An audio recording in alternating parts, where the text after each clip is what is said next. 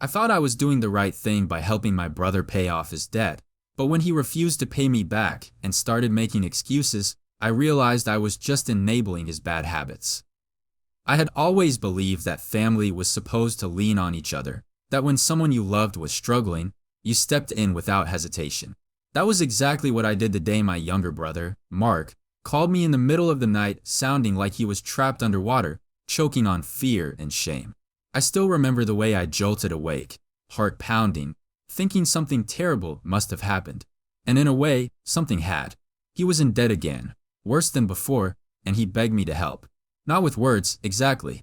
Mark had never been that straightforward. But I could hear it in his voice, in the stammering pauses, the way he inhaled shakily like a kid trying not to cry. He told me things had gotten complicated, that he'd made some bad choices, and that he just needed a little help to get things straight. It was 3 a.m, and I was so groggy that the quiet panic in his voice burrowed right through my half-asleep judgment. I didn't ask how much, not until the next day. At the time, I just told him I loved him, that everything would be okay, that he should try to get some rest.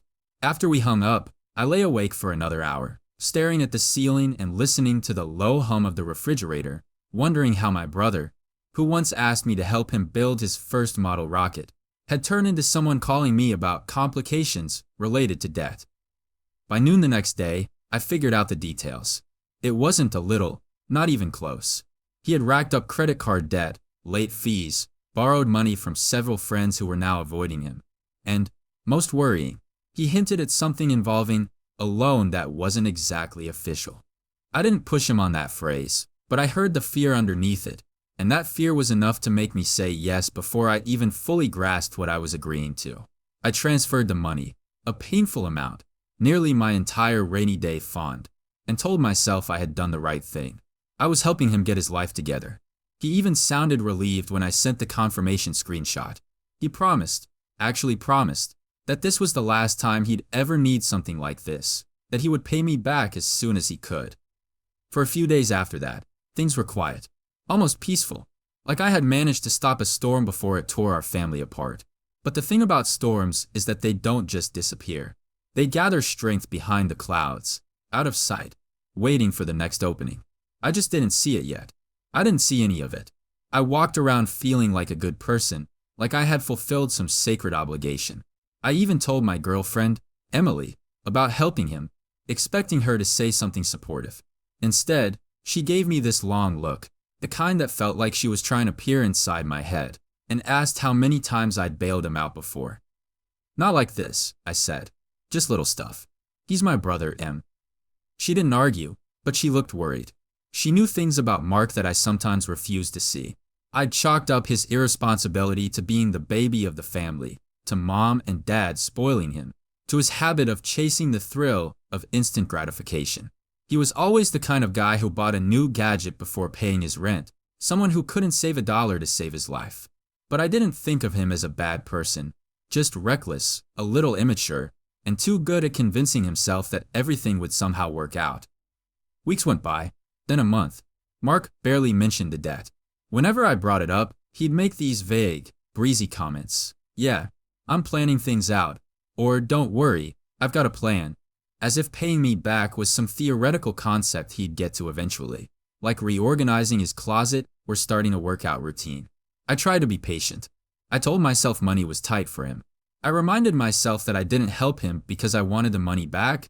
I helped because he was my brother and he needed me. But the longer it dragged on, the more that logic twisted into something bitter. I noticed he never skipped his weekend bar outings. He bought a new pair of limited edition sneakers, claiming he got them on sale, as if that made it any better. He invited friends over for noisy game nights and ordered piles of takeout. Every time I saw him, I noticed the little luxuries, the small indulgences he somehow had room for while insisting he couldn't repay even a fraction of what he owed me. I kept trying to bring it up gently, not even pressure, just reminders. But every conversation ended the same way. Mark would get defensive, like I had accused him of something unforgivable. He would sigh heavily, roll his eyes, or mutter that I didn't understand how stressed he was. Sometimes he flipped it around, saying I was making him feel worse, that I was adding pressure and messing with his head. Each time, I walked away feeling like the bad guy.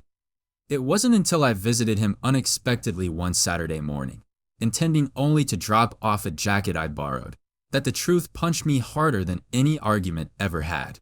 He wasn't home, but his apartment door wasn't fully shut, just enough for someone to slip in or out if they didn't care whether it latched. I hesitated before pushing it open. I told myself I just wanted to leave the jacket and go. But as the door creaked and revealed the mess inside, wrappers everywhere, dirty dishes stacked precariously high, clothes scattered like he'd torn through his own belongings searching for something he couldn't find, I felt a knot of dread tighten in my stomach. I set the jacket on the back of a chair, intending to leave, when I noticed something else. A thick envelope on the kitchen counter. It was open, and a few papers had spilled out. I didn't mean to look, but my eyes landed on one phrase immediately. Notice of final attempt. And beneath it, the name of a payday lending company. It didn't make sense. I had paid everything off. At least, I thought I had. But as I picked up the papers, I realized that the amount listed had nothing to do with the debt he'd told me about. This was new, not even a month old. I stood there in his filthy kitchen, surrounded by the evidence of his carelessness, holding proof that he had gotten himself into even more trouble, not despite my help, but maybe because of it. It felt like the floor dropped out from under me.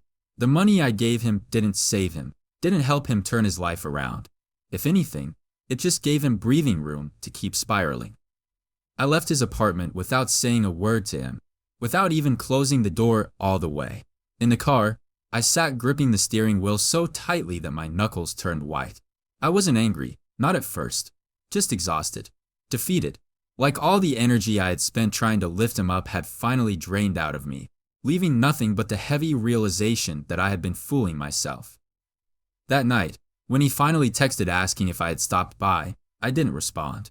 I couldn't, because if I did, I knew I'd end up slipping right back into the same pattern, listening to his excuses, softening when he said he was trying, convincing myself that this time would be different. But things weren't different, and part of me knew they never would be, not as long as I kept playing the role he expected me to play, the safety net, the fixer, the one who always picked up the pieces. I thought I had helped him. I thought I was doing the right thing.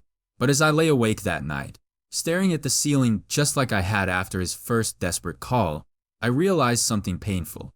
All I had really done was help him avoid consequences. I had made it easier for him to keep lying.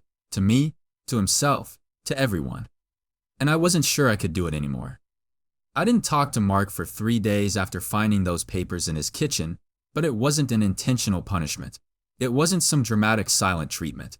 It was more like my brain needed time to sort through the mess of disappointment and confusion that had piled up inside me. I kept circling the same questions over and over again, the way a tongue pokes at a sore tooth. Why did he lie? How long had this been going on? And the one that hurt the most, why did he think I wouldn't find out?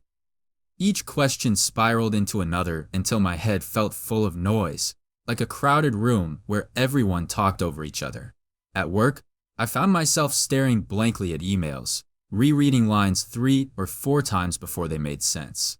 When my coworker Jonah slapped a report onto my desk and joked that I looked like someone who had seen a ghost, I forced a laugh and said I just needed more sleep. But sleep was the very thing that refused to come.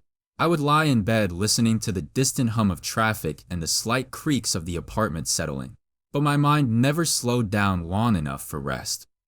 By the 4th evening, I cracked, not because I suddenly felt ready, but because pretending nothing was wrong had become its own kind of choking pressure. Mark had been blowing up my phone all day, texts, missed calls, even a voice message where he sounded half concerned, half annoyed, asking if I was mad about something. That was what finally pushed me over the edge. The fact that he didn't already know. Or worse, that he did know and was pretending not to. I drove to his apartment after sunset. The sky was already dark, washed in a dull blue that slowly seeped into black as I parked on the street. His building looked the same as it always had. Aged brick, dim hallway lights, a faint smell of cigarettes lingering from somewhere down the hall. But this time it felt different. Heavy, like walking into a room where an argument had already taken place, even though the air was silent. I knocked once, then again louder. I heard shuffling behind the door, followed by Mark's voice, muffled but unmistakably irritated. Hold on, hold on. When he finally opened the door, he squinted at me like he was surprised. Dude, you could have told me you were coming. I brushed past him without answering, stepping into the apartment. It was cleaner than the last time I had seen it, which only meant he had probably done a rush job 5 minutes before opening the door. The dishes were gone from the sink. The wet streaks on the counter suggested they'd just been washed. A candle burned on the coffee table, something floral, too strong, as if he was trying to mask the usual stale apartment smell. It was all too obvious.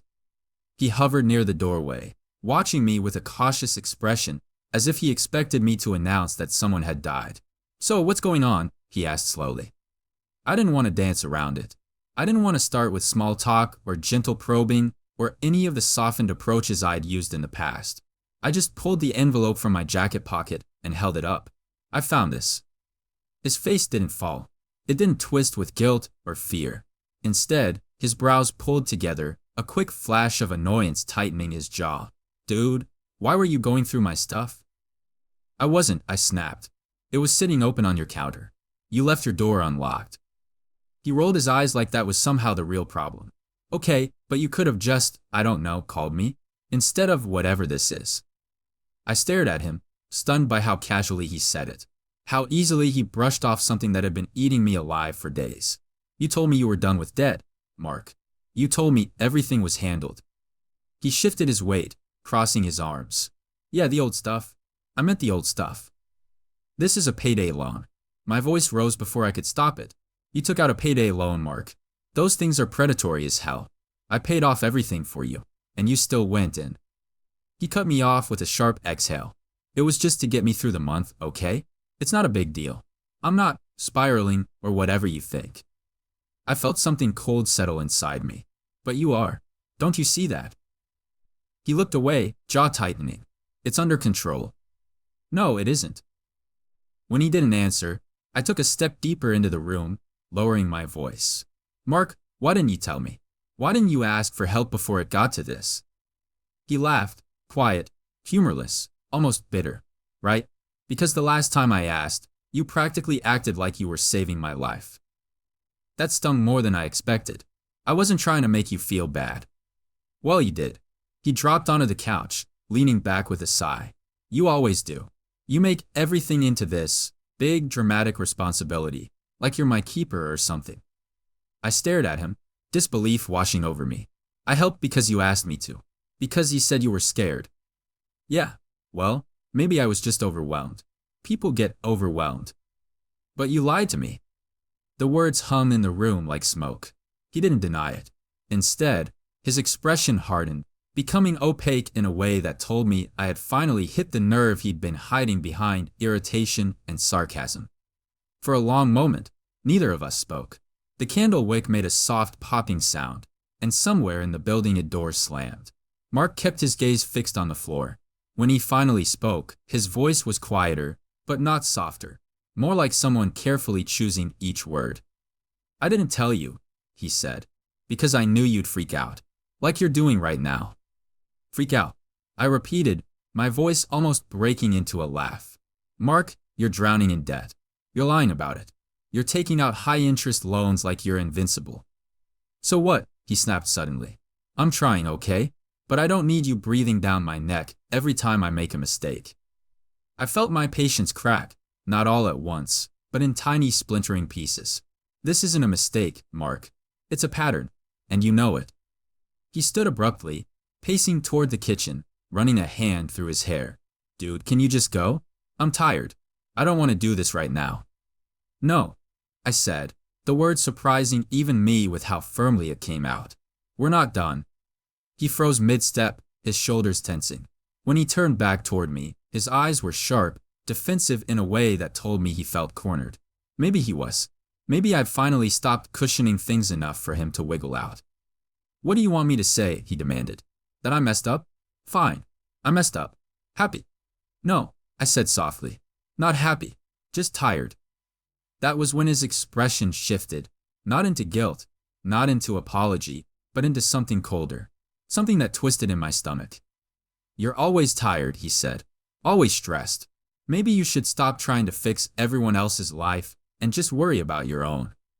It felt like being slapped, not because the words were cruel, but because they were so deeply untrue that hearing them from him, of all people, made something inside me recoil. "Is that really what you think?"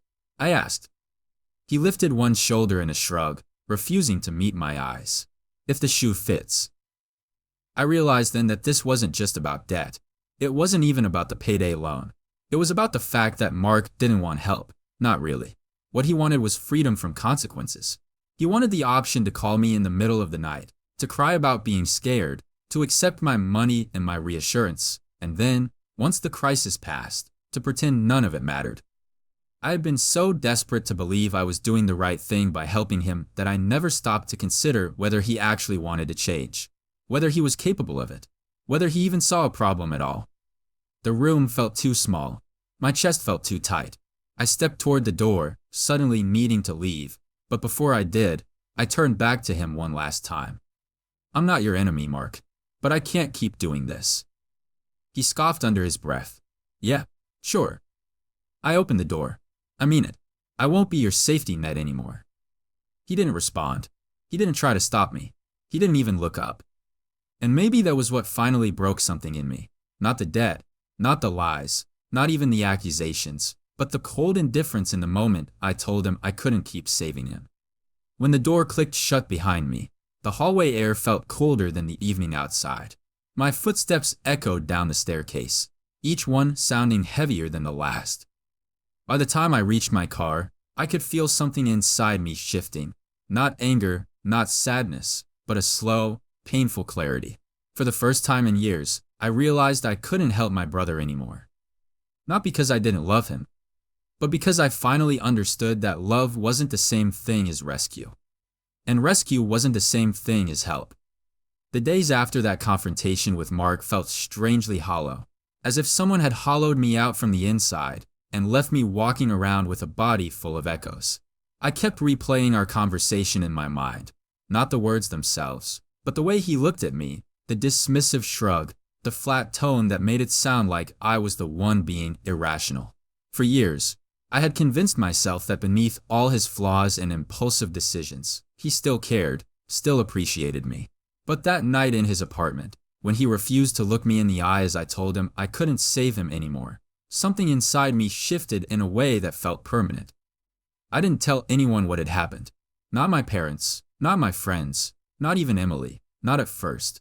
I wanted to process it alone, maybe out of pride, maybe because admitting the truth out loud would make it feel too real. I kept telling myself I'd talk to her when the moment felt right, when I had the right words to explain everything without minimizing or exaggerating.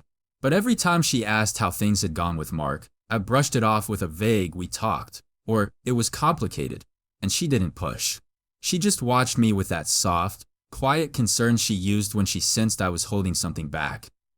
The funny thing was, even though I wanted space, I couldn't stop thinking about him.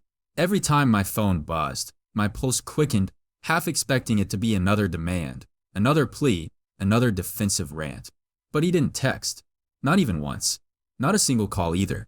It was as if a switch had flipped inside him the second I told him no. As if my refusal to be his emotional and financial crutch made me irrelevant overnight. A part of me kept waiting for him to reach out, to apologize, or even to lash out. Silence, in a way, felt worse. It left too much room for my imagination to fill in the blanks, and my imagination was cruel. It spun scenario after scenario. Maybe he was sinking deeper into debt. Maybe he was making even riskier decisions. Maybe he was avoiding me because he didn't want to face what he'd done. Or maybe, an even more painful thought, maybe he simply didn't care. By the end of the week, the tension inside me had coiled so tightly that I snapped at things that normally wouldn't bother me. I snapped at a coworker who asked a harmless question. I snapped at the barista when she misheard my order. I even snapped at Emily when she gently reminded me I had left the stove burner on.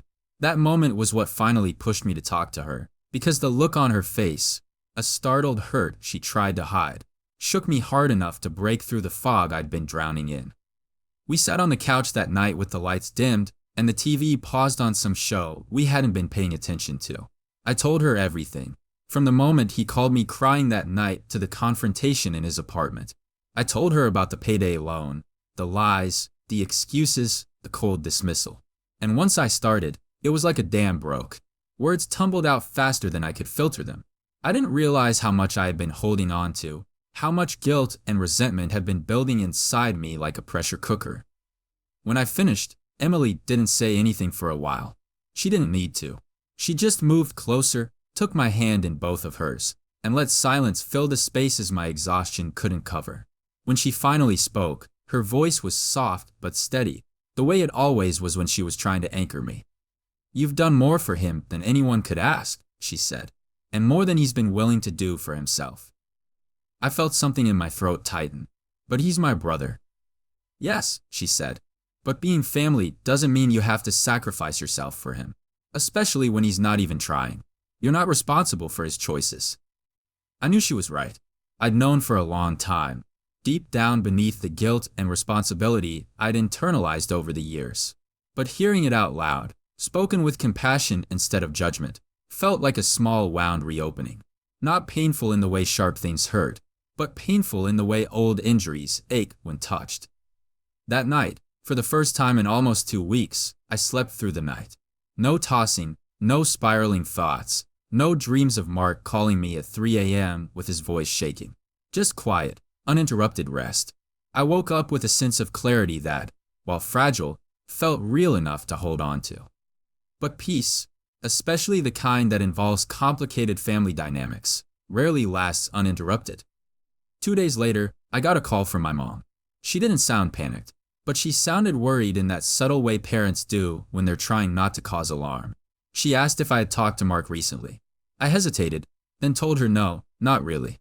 She said she hadn't heard from him in a while either, and he'd missed a family dinner the previous night without telling anyone. "He always at least texts me," she said, her voice trailing into uncertainty. I tried to reassure her that he was probably fine, probably just busy, but part of me wondered the same thing she did. Was he actually okay? As frustrating as he was, as infuriating as our last conversation had been, I didn't want anything bad to happen to him. I didn't want him to suffer, even though he had caused me so much emotional whiplash lately. But I also didn't want to be the person who chased him down every time he disappeared. My mom didn't explicitly ask me to check on him, but I could hear the unspoken hope in her voice. Still, I stayed firm. I told her she should text him again or maybe call him later. She agreed, though I could sense her disappointment. After I hung up, I felt the old instinct tugging at me, the urge to fix things, to prevent anything from spiraling. But I pushed it down. I reminded myself of what I'd told him, what I'd told Emily. I can't keep rescuing him. Later that evening, as I was microwaving leftovers, my phone buzzed with a long text from an unknown number. At first I thought it was spam, but when I opened it, my stomach dropped.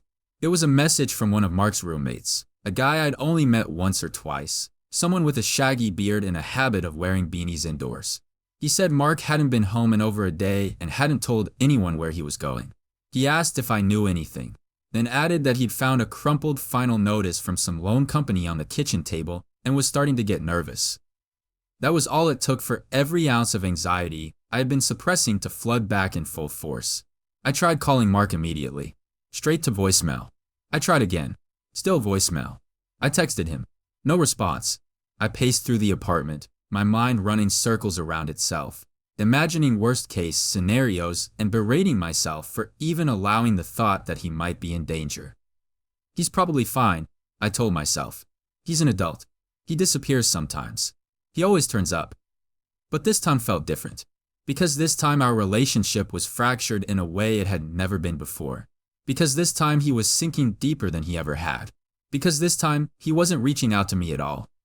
Emily tried to calm me down, reminding me that adults are allowed to be unreachable for a day, but the edge of alarm in her eyes betrayed her voice.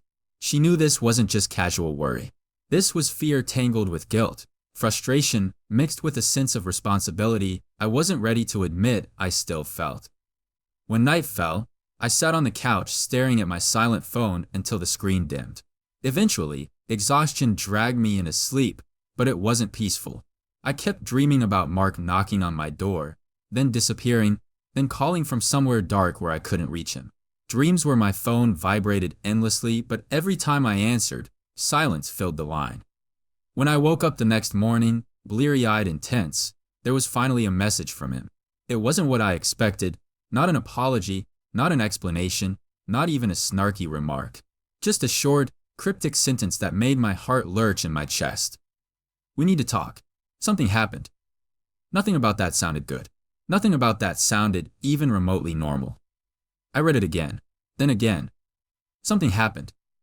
And for the first time since I told myself I was done saving him, I felt the old instinct surge back up like a tidal wave. The instinct that said he was still my brother, that something was genuinely wrong, that no matter how strained things were, no matter what boundaries I tried to put in place, I couldn't ignore him now. Not if something had truly happened. Not if he meted me in a way he never had before. I didn't know where he was. I didn't know what he meant. I didn't know how bad things had gotten. But I knew one thing with absolute certainty. Whatever something happened meant it was only the beginning. When I finally convinced myself to respond to Mark's message, my fingers hovered above the screen longer than I expected. A dozen different drafts passed through my mind. Cold responses, angry ones, worried ones, but none of them felt right. None of them matched the knot of fear and resentment twisting inside my chest. In the end, all I typed was a simple question, the only one that mattered in that moment. "Where are you?" He didn't answer right away. Those few minutes felt like an eternity. I paced the apartment, the early morning sunlight creeping through the blinds in fractured lines that landed across the living room floor. Emily asked if I wanted coffee, but I couldn't even pretend to care. My entire world had narrowed to the tiny gray typing indicator that refused to appear. When the message finally came, it wasn't an address. Not exactly. It was a location drop from his phone. Some kind of automated pin. The map showed a spot on the edge of town, near an industrial district filled with old warehouses, discount furniture shops, and a few places better avoided after dark. It wasn't the kind of area Mark ever had a reason to be in. I stared at the map for several seconds, wondering if I should call him again, if I should ask what exactly had happened. But something told me he wouldn't answer. Something told me the only option left was to go. I grabbed my keys. Emily insisted she come with me, but I shook my head. I told her I wasn't sure what I'd find, and I didn't want her stepping into something unpredictable. She looked like she wanted to argue, but after studying my face for a moment, she just squeezed my hand and said, "Call me the second you know he's safe." The drive felt longer than it should have, even though traffic was light and the streets were clear. Every red light made me tap the steering wheel impatiently. Every slow driver felt like an obstacle between me and answers I wasn't sure I wanted. I kept glancing at the GPS, watching the little blue dot inch closer to the location Mark had sent. My stomach twisted with every turn. When I reached the area, I slowed down automatically. The buildings around me stood tall but worn, their brick walls discolored by years of neglect. A chain-link fence rattled in the wind, and a pair of stray dogs trotted across an empty lot filled with broken glass. It was the kind of neighborhood where even sunlight felt dimmer somehow. The pin led me to a parking lot behind a small, run-down pawn shop. The asphalt was cracked, weeds poking through the gaps like stubborn reminders of how long the place had been neglected. There were only 2 cars parked there, an old sedan with a dented bumper and, a few spaces away, a familiar gray Honda that made my heartbeat spike painfully. Mark's car. I parked beside it and immediately saw him sitting inside. His head was bowed forward, his hair a tangled mess, his hands gripping the steering wheel tightly enough for the knuckles to turn white. I knocked gently on the window, and he jolted like he'd been electrocuted. When he finally rolled the window down, the first thing I noticed was how exhausted he looked. Not physically exhausted, emotionally drained, like someone who had been carrying far too much for far too long. "Hey," I said quietly. He swallowed hard. "Thanks for coming." "I didn't know if you'd answer," I admitted. He offered a weak, humorless smile. "I didn't know if you'd show up." There was a long pause. He looked away, toward the pawn shop, as if he couldn't bring himself to meet my eyes yet. His hands trembled slightly when he let go of the steering wheel. Something was very wrong. "Mark," I said gently, "what's going on?" He closed his eyes for a moment, inhaled shakily, then pushed the car door open. "Can we talk outside? I can't sit in here anymore." We stepped out into the cool morning air. A soft wind rustled through the nearby alley. carrying with it the faint smell of oil and something metallic. Mark leaned against the hood of his car, fingers tapping anxiously on the metal surface. I waited. I didn't push him. I knew forcing him to speak would only make him shut down. When he finally spoke, his voice cracked. I messed up. Worse than ever. Worse than you think. I clenched my jaw. What happened? He rubbed his face with both hands, letting out a shaky breath. I took out another loan. Not the payday one. Something else. My stomach dropped. Mark. No, listen. Just listen. His voice rose, then fell again. I borrowed money from a guy. Not a bank. Not a company. A guy. The implication hit me immediately. Mark, please tell me you're not talking about. I am, he whispered. One of those guys you don't mess with. I didn't think it would be a big deal. I just needed quick cash. I thought I could flip it. I thought I could pay him back before things got bad. And he laughed bitterly. And I failed. Obviously. My breath came faster, heavier. How much do you owe? He hesitated, wiping his palms against his jeans. 3,000. I stared at him, stunned. 3, Mark, why? I needed it, he snapped, then immediately deflated. I thought I did. I was desperate. I kept thinking I could fix everything if I just had a little more money. And when I realized I couldn't pay him back, he showed up at the apartment last night. Cold dread slid down my spine. Did he hurt you? No, not yet. But he told me if I didn't have the money by the end of the week, he'd make an example out of me. His words. I dragged a hand through my hair, pacing a few steps away. The anger inside me wasn't clean anymore. It wasn't simple frustration or disappointment. It was tangled with fear, helplessness, and something else that felt suspiciously like heartbreak. Why didn't you call the police? I demanded. Mark scoffed. What would I tell them? That I voluntarily borrowed money from someone who doesn't exactly file taxes? They tell me I got myself into this mess and to figure it out. And you thought the best option was what? Hiding in a parking lot. He didn't argue. He didn't get defensive. He just nodded miserably. I didn't know where else to go. I thought maybe you would at least hear me out. I squeezed my eyes shut. That old instinct, the one I swore I was done listening to, rose inside me again, whispering that I had to fix this, that I had to protect him. But another part of me, louder this time, said no. You can't keep doing this. You can't keep sacrificing yourself to patch the holes he keeps poking into his own life. You came to me because you want me to pay it, I said quietly. Silence. He didn't have to answer. His face said everything. Mark, I whispered, feeling something inside me fracture. I can't. He looked up sharply, eyes wide with fear. Real fear this time, not annoyance or defensiveness.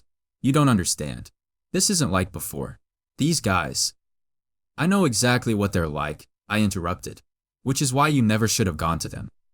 I know, he shouted, the word echoing off the alley walls. I know I screwed up. I know I'm the problem, but I'm going to get hurt. Don't you care?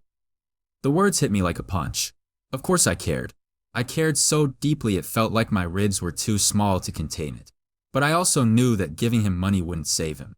It would only delay the next crisis. It would only prove that no matter how recklessly he behaved, I would always clean up after him. I stepped closer, lowering my voice. I care, more than you realize, but I am not paying off another one of your debts. Not this time. His breath hitched, and he looked at me like I'd betrayed him. So what? You're just going to leave me with this? No, I said firmly. We're going to figure out a real solution. Not a bandage. Not another escape route. A solution. He blinked rapidly. What does that even mean? It means we go to the police. No. Mark. No. You don't understand what these guys will do if they find out I talked to cops. Then we find another route, I insisted. A lawyer. A debt counselor. Someone who actually knows how to deal with this. He shook his head, panic rising in his voice. I don't have time for that. I grabbed his shoulders. You don't have time for the alternative either. He pulled away, pacing in frantic circles. I just need the money. Just this once. I'll pay you back. I swear. You won't, I said gently. And that's okay. I'm not angry about the money anymore. I'm angry that you keep destroying yourself. He stopped. For the first time, he really looked at me. Not through me, not past me, but at me. "I don't know how to fix myself," he whispered. "I don't know how to stop screwing up." The raw honesty in his voice broke something in me. I took a deep breath. "Then let me help you fix your life. Not just your debts. Not just the emergencies. Everything." He hesitated. "What if I can't?" "Then we try again. And again. And again. But not like this. Not with me throwing money into a fire every time something goes wrong." He leaned against the car again, covering his face with his hands. "I'm scared." "I know," I said softly. "But running won't fix it. Let's face it together this time." For a long moment, he didn't move. Then, slowly, he nodded. Not confidently, not bravely, but enough. Enough to prove he was willing to try. That was all I'd ever wanted. The next few hours were a blur. We made calls, first to a legal aid hotline, then to a counselor specializing in predatory lending and coercion. We got advice, options, actual guidance. It wasn't easy. It wasn't quick. It wasn't even reassuring at first. But it was better than hiding in a parking lot or waiting for someone dangerous to knock on his door again. By the time the sun started to set, Mark looked drained but lighter somehow, like the fear he'd been carrying for days had finally cracked open and let air in. We sat in his car for a while longer, talking in quiet, honest fragments. Nothing dramatic, nothing explosive, just two brothers trying to rebuild something fragile between them. Eventually he whispered, "Thank you. Not for the money. For not giving up on me." I felt tears prick the edges of my eyes, but I blinked them away. "I was never going to give up on you. But I won't enable you anymore. That part of our relationship is over." He nodded, understanding more deeply than he ever had before. "Good," he said softly. "I don't want to be that guy anymore." I didn't know if he would change overnight. I didn't know if the road ahead would be smooth. But for the first time, he wasn't running. He wasn't lying. He wasn't asking for an escape. He was asking for help, the real kind, the kind that builds instead of destroys. And for the first time, I felt like maybe, just maybe, helping him wasn't a mistake after all. Not because I bailed him out. Not because I saved him. But because I finally let him save himself.